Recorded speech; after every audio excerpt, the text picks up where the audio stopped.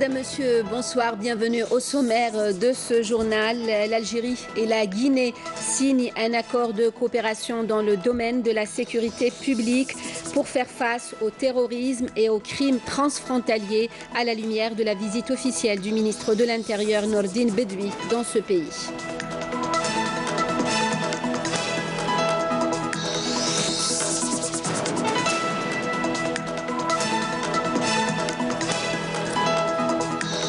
La filière textile et les industries mécaniques, deux secteurs en plein essor, des partenariats et des investissements qui transforment l'Algérie en un pôle industriel important. Éducation nationale, le Conseil national des programmes réuni ce mercredi. Nouria Benrabrit a appelé ses membres à l'élaboration d'une référence pour chaque matière enseignée. Le début du mois du patrimoine, à suivre un reportage sur la plus ancienne mosquée d'Algérie, la mosquée Sidi Ghanem à Mila, dont les travaux de restauration vont bientôt commencer.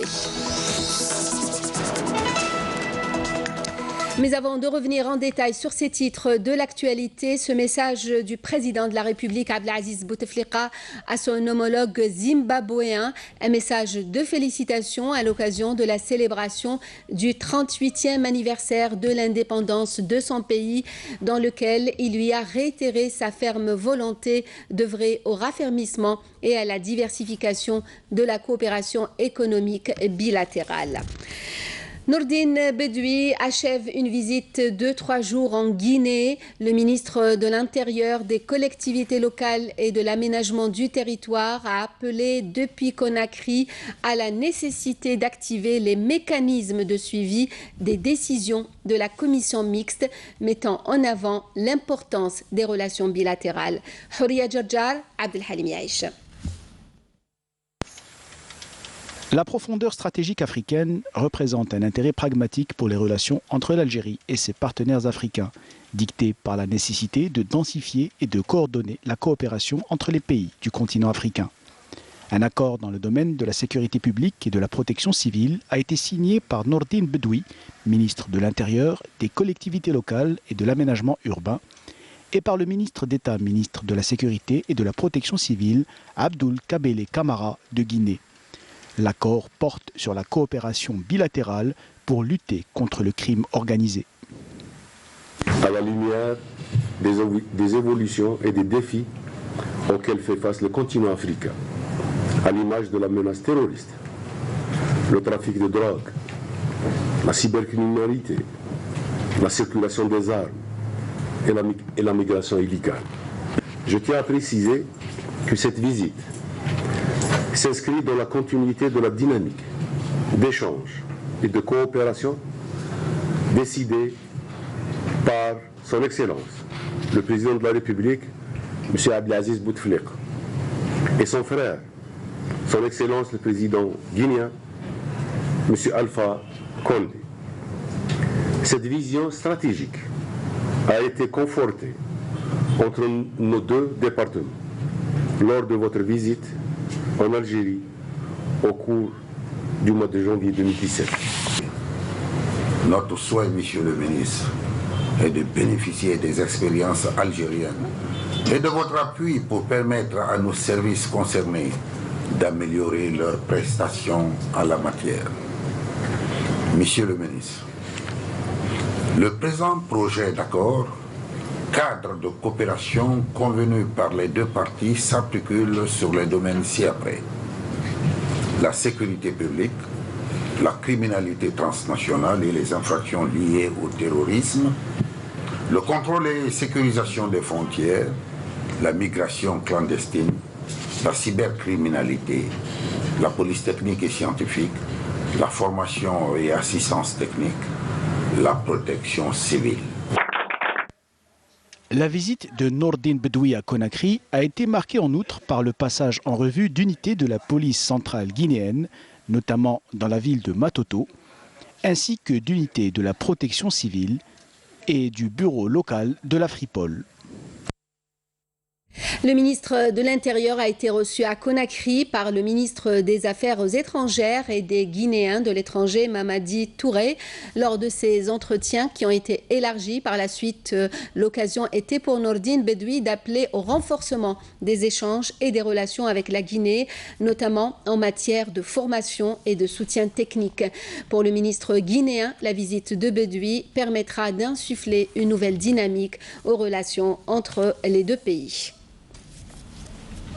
Entretien aussi entre Nordine Bedoui, le ministre de l'Intérieur, des collectivités locales et de l'aménagement du territoire, avec le ministre guinéen de l'administration du territoire et de la décentralisation, Bourema Condé.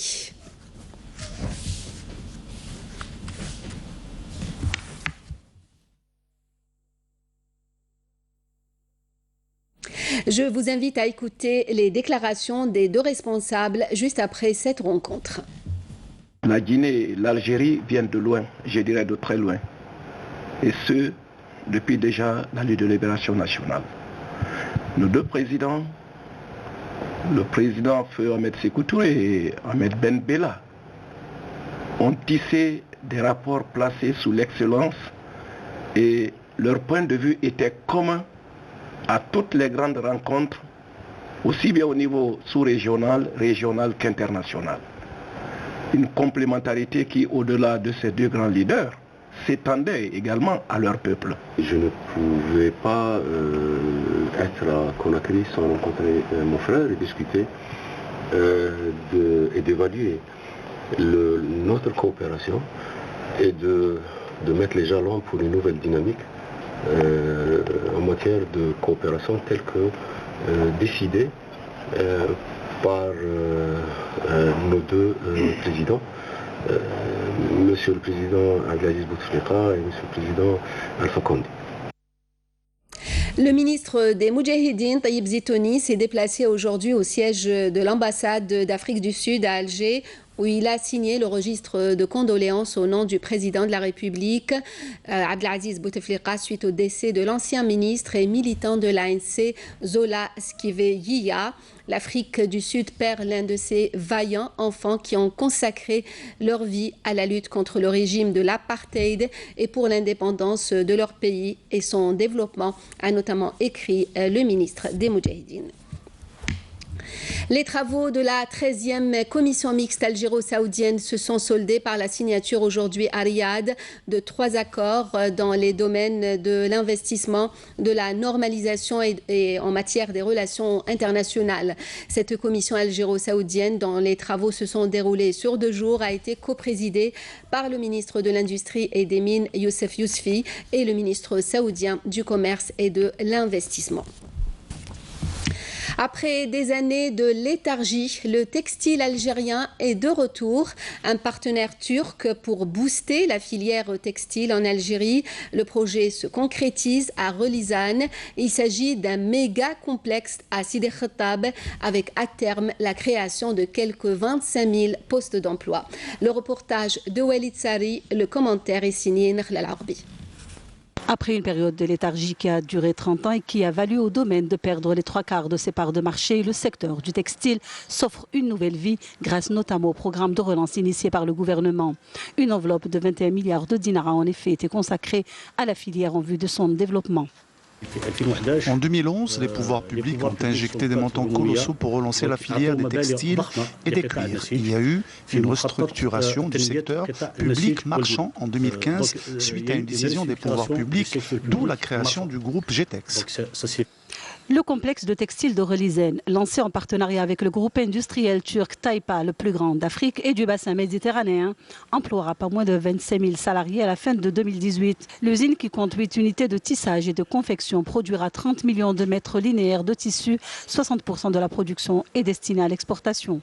Notre projet de textile à Relizane, c'est très important pour toute l'Algérie parce que c'est un projet important pour le recrutement, pour la production et pour le futur de l'Algérie. Ce programme initié par le président de la République va permettre de résorber sensiblement le chômage au niveau de cette wilaya, au moins à hauteur de 8%, avant d'atteindre vers la fin de l'année 4%. Une école de formation au métier du tissage a par ailleurs été créée en vue de former les employés. Le programme est très intéressant. Cette formation est très bénéfique pour nous. En tant que jeunes, ça nous donne la possibilité d'apprendre un nouveau métier comme la couture. Nos formateurs veillent au grain. Nous sommes les formatrices de la société. On a déjà la formation au niveau de la Turquie. On parle aussi la langue turque. C'est un avantage باش نعاونوا ولاد بلادنا. احنا راح نابليكو القوانين والأنظمة وكامل لي تروك تاع التكستيل هنا في الشركة باش ننشروا كيما نجحت الشركة في تركيا. وهذا البرنامج كامل بفضل فخامة رئيس الجمهورية. Le centre de formation peut accueillir jusqu'à 50 stagiaires jour. Nous avons déjà reçu 200 stagiaires. Après l'entrée en service de ce complexe, la consommation sera de 40 000 tonnes par an de coton et les besoins atteindront les 60 à 65 000 tonnes par an, estimés à 150 millions de dollars. C'est pour cette raison que nous voulons développer avec les services de l'agriculture la culture du coton en Algérie pour atteindre l'intégration totale de la matière première au produit fini. Le complexe de textile de Relizane devrait à terme générer 2 milliards de dollars d'exportation par an. Autre secteur qui a connu un bond qualitatif ces dernières années, l'industrie mécanique avec toutes ses filières. Un développement qui a transformé l'Algérie en un pôle industriel important qui attire les grandes firmes internationales pour y investir. Mounia Harrach, Amel Issiridir. En à peine 3 ans, l'Algérie est passée d'un simple pays importateur à un pays constructeur automobile. Les résultats depuis semblent avoir porté leurs fruits. La première voiture fabriquée en Algérie a été commercialisée il y a 3 ans de cela. Il faut savoir que la production augmente de plus en plus. Plus de 100 000 véhicules ont été fabriqués l'année passée et nous envisageons d'atteindre plus de 500 000 véhicules les 2 prochaines années. Il y a quelques années déjà, l'Algérie importait en moyenne 500 000 véhicules par an. Aujourd'hui, et grâce à la politique de l'État, l'industrie automobile est en plein essor. Les constructeurs auto ambitionnent d'augmenter la capacité de production et passer à l'exportation. L'Algérie a mis en place les avantages qu'il faut pour encourager l'investissement dans ce domaine. Il faut dire aussi que la stabilité qu'a connue notre pays ces dernières années a encouragé l'investissement étranger. Les constructeurs auto doivent passer maintenant à la fabrication des pièces de rechange pour augmenter le taux d'intégration et passer à l'exportation. Il y a même des entreprises qui ont eu des contrats d'exportation vers des pays africains. L'industrie automobile locale semble donc avoir un avenir florissant, d'autant plus que d'autres constructeurs prévoient de s'implanter sur le marché algérien. Un secteur prometteur qui permet de réduire la facture des importations et de diversifier l'économie nationale. Première réunion ce mercredi du Conseil national des programmes depuis son installation en novembre dernier. La ministre de l'Éducation nationale, Nouria Benrabrit, a appelé ses membres à l'élaboration d'une référence pour chaque matière enseignée. Sihem Labri, Salem Kasser. Prononçant une allocution à l'occasion du lancement des activités du CNP qui a tenu sa première réunion depuis son installation en novembre 2017, la ministre a présenté le document de travail du CNP en matière de mise à jour des programmes et d'élaboration de références pour les matières enseignées. محتاجين أن يكون عندنا تكون عندهم على كل حال كل المعطيات. Les membres du Conseil ont besoin de toutes les données que nous avons conclues aujourd'hui dans le secteur de l'éducation nationale et nous allons leur présenter la vision prospective pour l'échéance 2016-2030 du secteur. Il est demandé à ce Conseil tout d'abord d'actualiser les manuels qui étaient utilisés depuis 2009. Le CNP est appelé à définir des références générales et d'autres spécifiques à chaque matière enseignée, renfermant les connaissances que l'enfant doit acquérir dans un cycle donné en se focalisant sur le cycle primaire. التلميذ الجزائري فحقيقة يعرف يقرأ ويعرف يقرأ مليح. Le niveau de l'élève algérien est bon, voire très bon, notamment au cours du premier palier. Toutefois, experts, chercheurs, inspecteurs et enseignants du secteur de l'éducation nationale trouvent cela insuffisant. En plus, toute question du sens reste encore fortement posée. A rappelé que la réunion de ce conseil se poursuit et que ces travaux prendront fin jeudi par la présentation du travail de 5 ateliers. Le sujet était signé Souad Labri avec un commentaire de Salem Kasser.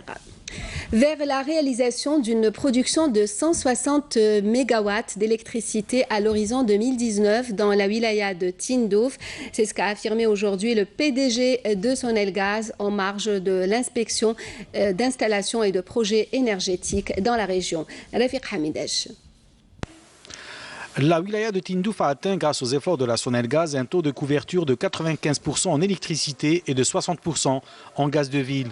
Une capacité qui, d'après le PDG, devra atteindre les 160 MW d'ici 2019 grâce aux nouvelles réalisations livrables avant la fin de cette année, et dont le montant d'investissement est de plus de 21 milliards de dinars. Tout le programme préétabli a été réalisé à travers l'entretien des équipements, notamment les turbines, afin d'être prêt pour satisfaire la demande en énergie électrique de la région, particulièrement en été. Par ailleurs, le PDG de la Sonelgaz a lancé le raccordement en gaz de ville au profit de 300 foyers, notant que les charges de l'installation interne du gaz pour la famille Pouzbey, qui a perdu un fils lors du crash de l'avion à Boufarik, ont été entièrement pris en charge par le groupe Sonelgaz. Notre principal objectif, c'est de participer au développement de la wilaya de Tindouf en attirant des investisseurs vers cette région du sud et en leur assurant l'énergie nécessaire pour leurs différents investissements. S'agissant de l'exploitation des énergies renouvelables, le PDG de la Sonelgaz a signalé que la centrale électrique solaire de Merkala, d'une capacité de 9 MW, assure une couverture de 10% de la production électrique dans la wilaya de Tindouf. Cette installation énergétique devra connaître prochainement une extension en vue de réduire le recours à la consommation du gasoil, jusque-là utilisé dans les centrales électriques de la wilaya, avec une consommation atteignant les 80 mètres cubes jour. Une semaine après le crash de l'avion militaire à Boufarik qui avait fait 257 morts, les cérémonies d'enterrement se poursuivent au fur et à mesure de l'identification des corps. Des cérémonies d'adieu un peu partout en Algérie, dans la douleur mais aussi dans la dignité. Abdelmajid Benkassi. L'Algérie continue d'enterrer ses morts. Ceux parmi les victimes du crash de l'avion militaire de mercredi dernier. Les processions funèbres en ont presque pas cessé durant toute la journée d'aujourd'hui, où on a assisté aux enterrements des martyrs du devoir. 8 autres martyrs ont rejoint leur dernière demeure. À El Taraf, une foule nombreuse a rendu un dernier hommage à une djoundi de la région. Même atmosphère de tristesse et de compassion à Borj Bouarari, d'une autre wilaya de l'est du pays, où on a fait ses adieux à un autre militaire. Plus loin toujours, à l'est du pays, plus précisément à Tébessa, c'est à une victime du devoir à qui on a rendu encore une fois les honneurs militaires dans la dignité. À Khenchla, on a rendu hommage aussi à un soldat arrivé dans la journée et dont le corps a été porté à bout de bras par ses frères d'armes. Un autre martyr a été enterré dans la wilaya de Mila, en présence d'une foule très nombreuse. À l'ouest du pays, c'est la wilaya de Rolizane qui a enterré ces valeureux martyrs. Les familles, les proches et les autorités civiles et militaires ont rendu un grand et vibrant hommage à 3 de ses fils, victimes du crash, dans une ambiance de tristesse et de beaucoup de peine. Enfin, à Alger, les éléments de la Sûreté nationale se sont rendus au domicile d'un de leurs collègues martyrs du devoir, où ils ont partagé des moments de tristesse avec la famille de l'officier défunt.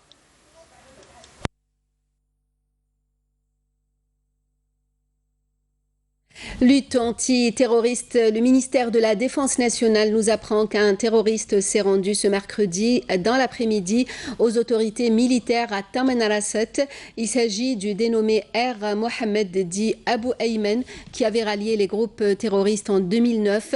Ce dernier avait en sa possession un pistolet mitrailleur de type Kalachnikov et 4 chargeurs garnis de munitions.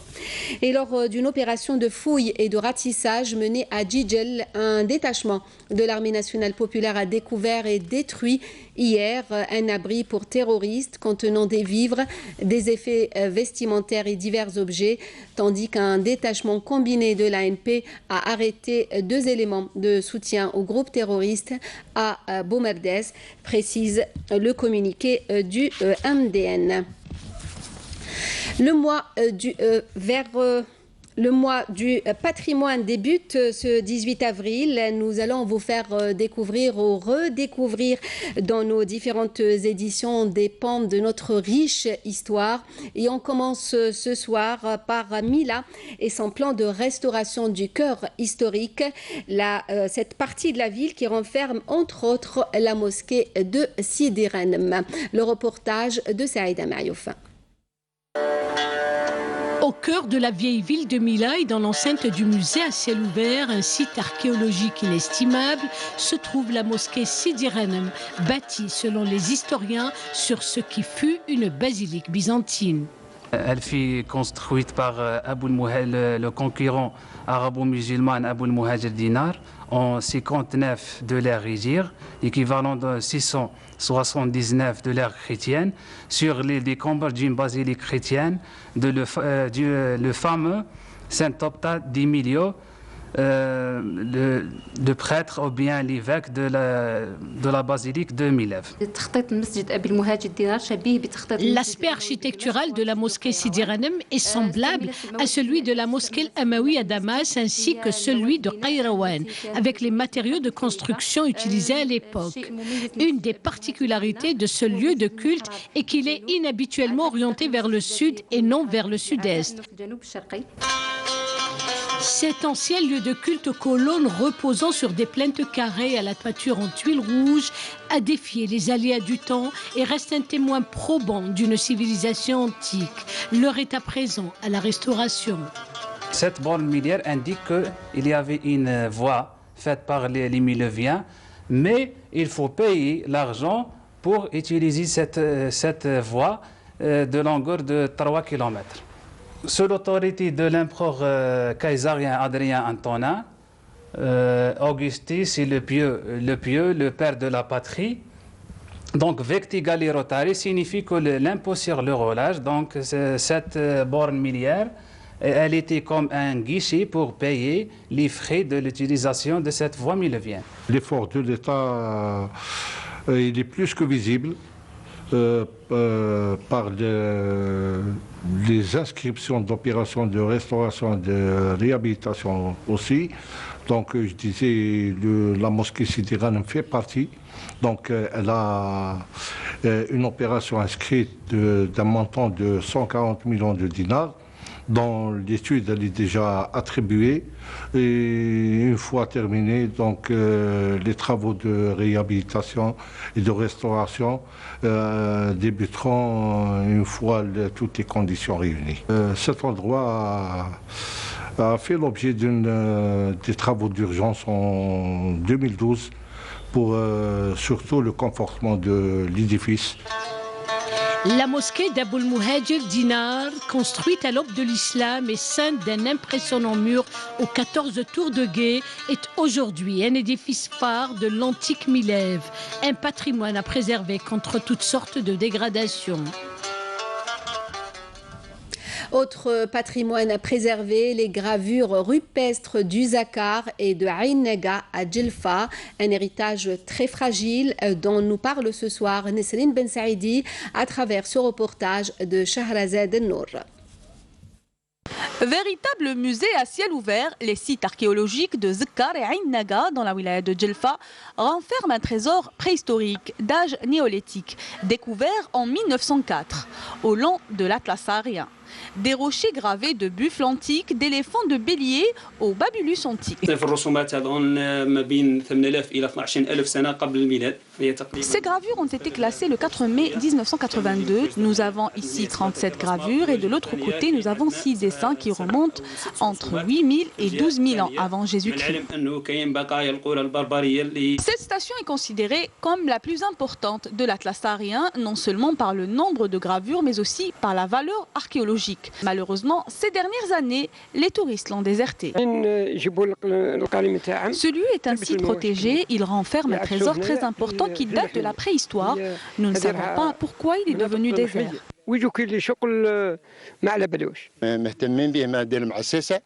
Ce lieu est marginalisé. Il faut absolument lui redonner toute l'importance qui lui revient. En plus, n'importe qui peut pénétrer dans ce lieu. Il n'est pas bien gardé. Si ce lieu n'attire plus les touristes comme avant, c'est principalement à cause du problème du déversement des égouts qui s'est frayé un chemin au milieu de ce site. Nous avons signalé ce problème à plusieurs reprises. Nous attendons que les autorités concernées fassent quelque chose pour sauver ce site. La wilaya de Djelfa renferme plus de 1162 gravures rupestres dans les deux sites de Zkar et Ain Naga qui attendent désespérément d'être classés patrimoine national.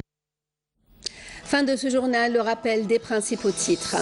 L'Algérie et la Guinée signent un accord de coopération dans le domaine de la sécurité publique pour faire face au terrorisme et aux crimes transfrontaliers à la lumière de la visite officielle du ministre de l'Intérieur, Nourdine Bedoui, dans ce pays.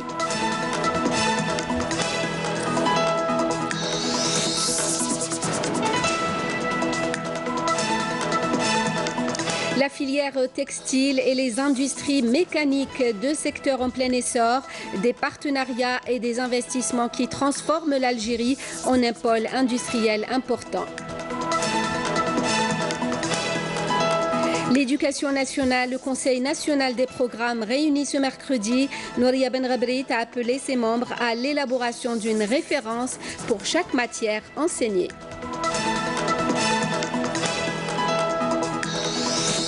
Le début aujourd'hui du mois du patrimoine, nous avons parlé de la plus ancienne mosquée d'Algérie, la mosquée Sidi Ghanem à Mila, dont les travaux de restauration vont bientôt commencer.